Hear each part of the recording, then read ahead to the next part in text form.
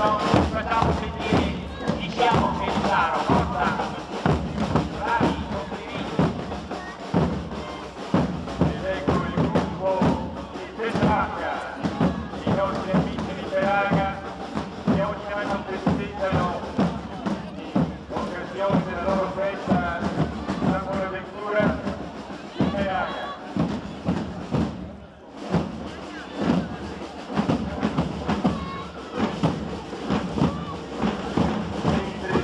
Davanti a noi il vessillo vicentino con l'asino che fa da apripista al corteo.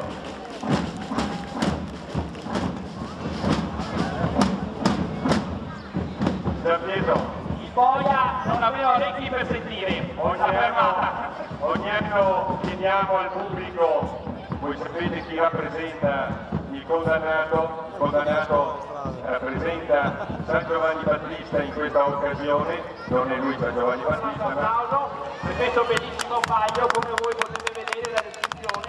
Dentro in questo paio ci siamo un po' tutti da parte di Vitaro, siamo un po' tutti perché come potete vedere il gruppo da 13 anni si sta ingrandendo sempre di più, stimolando sempre di più, persone che fa molto piacere perché ne vedo tantissime oggi, siete stati meravigliosi, siete meravigliosi, non siete stati meravigliosi.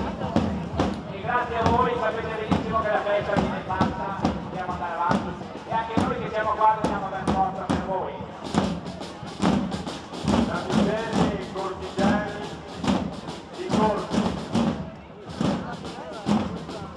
e a seguire il popolo.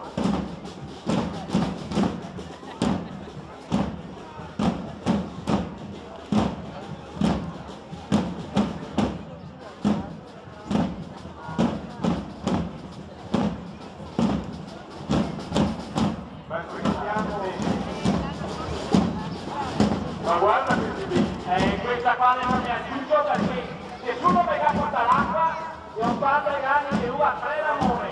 Grazie. è roba vera, Non sta a cocciare per te, è roba vera, no? A salute a tutti, Prima una che aveva anche i figli. No, figli e pan fresco. Pan fresco adesso non ne vede più. Ma innanzitutto, complimenti alle contadine di corte.